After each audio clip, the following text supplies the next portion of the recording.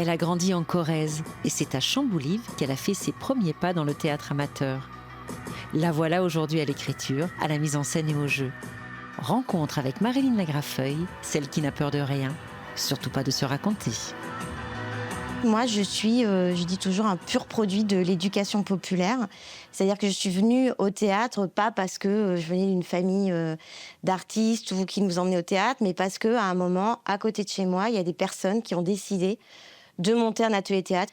Donc ça a commencé comme ça, par vraiment une animation socioculturelle en ruralité, quoi. Moi, les grands courants artistiques théâtraux, je ne les connaissais pas, parce que moi, les spectacles, je les voyais à la télé. Et mes idoles, c'était Jacqueline Maillan et Maria Pacôme.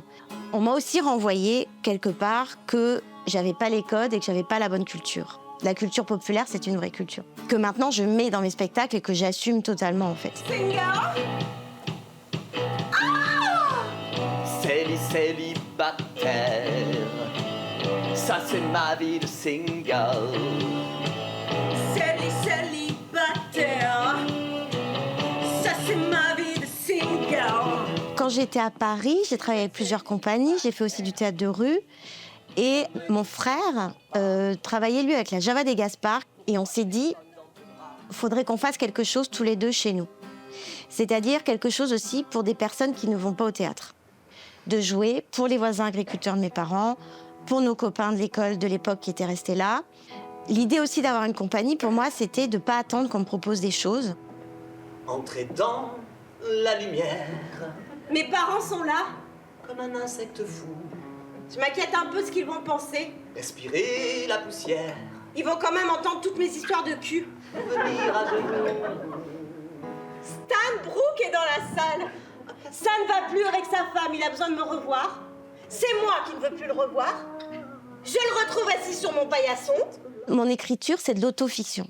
Il y a une grande dimension autobiographique dans l'écriture, qui n'est pas pour parler de moi, mais qui est pour tendre un miroir aux personnes que j'ai en face de moi. C'est-à-dire que je pense que, en fait, plus c'est intime, plus c'est universel, ce qu'on raconte. On s'est retrouvés au bord du canal. Il s'est jeté sur le vin, le pâté. Il a parlé la bouche pleine, sans discontinuer, de son travail d'artiste incompris. Il m'a posé une seule question. C'est où la Corrèze? Ah ouais, Chirac? J'en avais trop fait avec le pâté de Chamboulive. Il s'était senti étouffé. Je ne m'étais pas montrée assez mystérieuse, fragile, trop rurale. Je voudrais qu'on aille au spectacle comme on va au concert, en fait. C'est-à-dire de se dire que ça va être une soirée de fête, on va retrouver des personnes qu'on aime, où on va vivre des émotions et où on n'a pas besoin d'avoir les codes. Alors ça, c'est une carte pour l'équipe du Théâtre du Cloître, mais c'est une carte qu'on a achetée à Civray. Alors nous, en tournée, on fait une chose avec Sébastien, c'est qu'on envoie des cartes postales des villes dans lesquelles on tourne. Alors la compagnie, elle a été artiste associée avec le Théâtre du Cloître pendant 3 saisons. Et on a mené un travail de création avec des adolescents et des adolescentes du territoire. C'est-à-dire que moi, j'avais envie de créer des spectacles comme les spectacles qu'on fait dans la compagnie, c'est-à-dire autofiction et musique live, avec des jeunes personnes. Tout part des gens qui finalement sont sur scène là. À notre âge, on a tous eu déjà une grosse pression sur les épaules en tant qu'adolescents.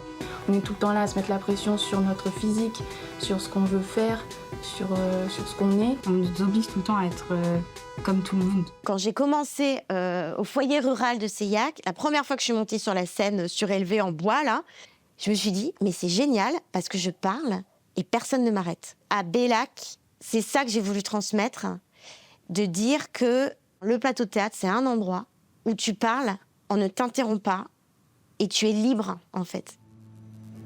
Je me sens perdue dans ma vie. Je sais pas ce que je vais faire et je sais pas où je vais. De transmettre ça, pour moi, ça a été hyper fort.